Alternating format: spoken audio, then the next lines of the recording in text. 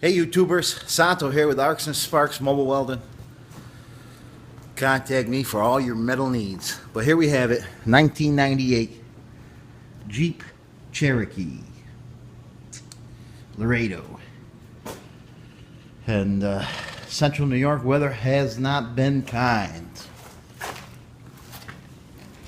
I mean, it's almost 20 years old, but what we have here is damaged. The rockers are completely gone, but it's a unibody. You know, there's no frame here, but on the unibody, this simulated frame is doubled up usually. I think you can see right there, right where that weld is breaking, or I mean, right where that break is there. That is doubled up. And let's see if I get this thing to focus. I'm shooting with an iPhone 5. This part right here is all damaged. Now what I use, first step is assess the damage. I usually use a needle scaler. But with these unibodies, let me see here. I'll get one. I usually use this needle scaler right here. Hook an air line to it. These needles vibrate out. And anything that is punky or rusted, it'll pop a hole through it. And then I know that's something I could weld to.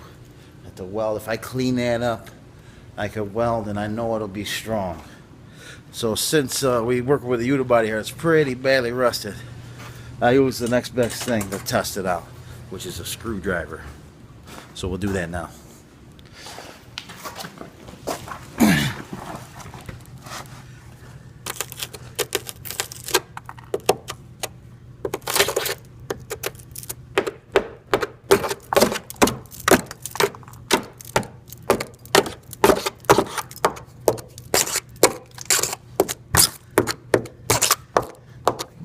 Broken on the cross member support. When I was jacking it up, I heard it crunching right there. I'm sorry if it's a little shaky. I don't have a tripod yet. That's the floorboards up there. This guy does not want to repair on the rockers, just on this frame, or simulated frame, what I like to call it. That's pretty shot. A lot of water in there. Okay, here it is all cleaned up, and we can see some holes there, and there's some holes underneath there. I did use the needle scaler and took off all the undercoat. The undercoat is hard to get rid of with a grinder because it likes to gum up the grinding wheel.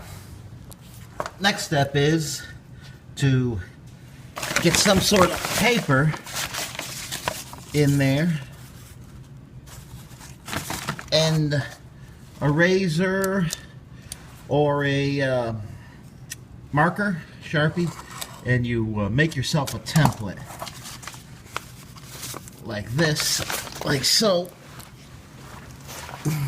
And now I know what size and the shape of tin I need to cut. Next step is to trace your pattern on a piece of tin. Here I have 18 gauge. I'm going to use my plasma cutter to cut it out. I got my plasma cutter set to 30 amps, and if you get the right speed, you could end up with no slag at all. It's a beautiful thing. I use a straight edge and drag the torch tip to cut.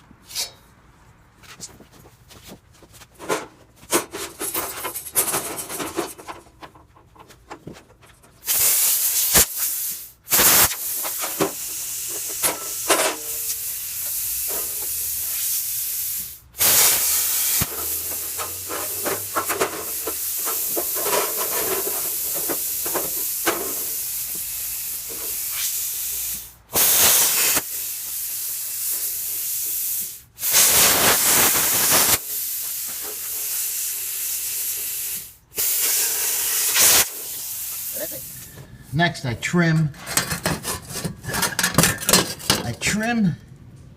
and mark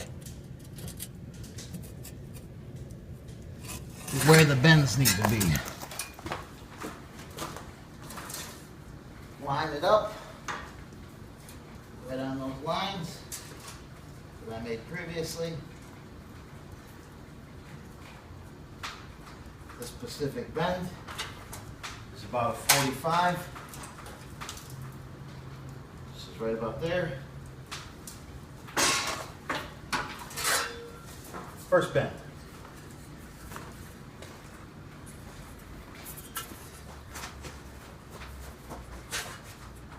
Line up. My marks. And again, it's another 45.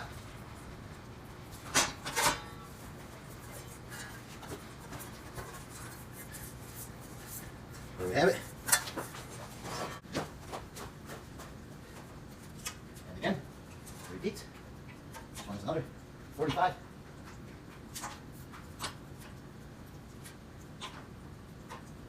Few lines.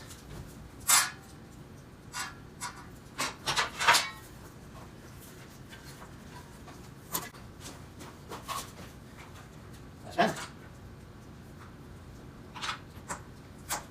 Another 45.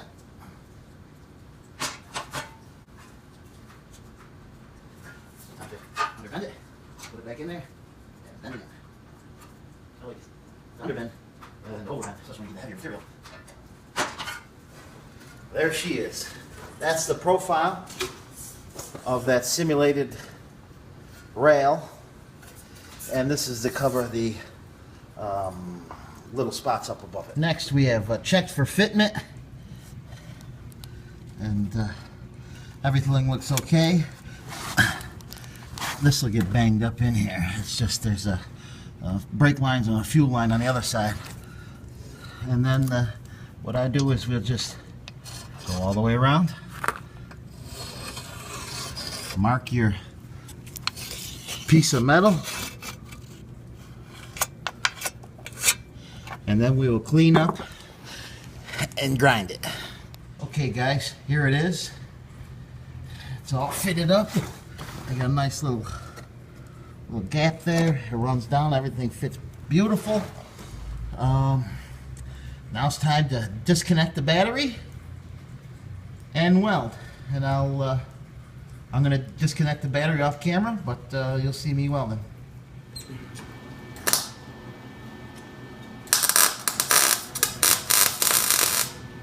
It's a little dirty, rusty.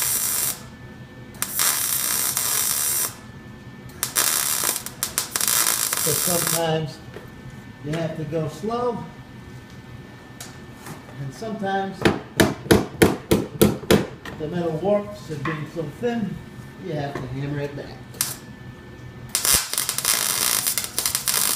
And this will get welded all the way around, except up by the brakes.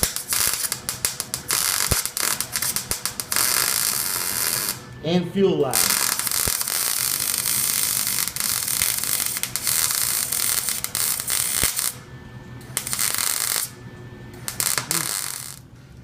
Fully welded.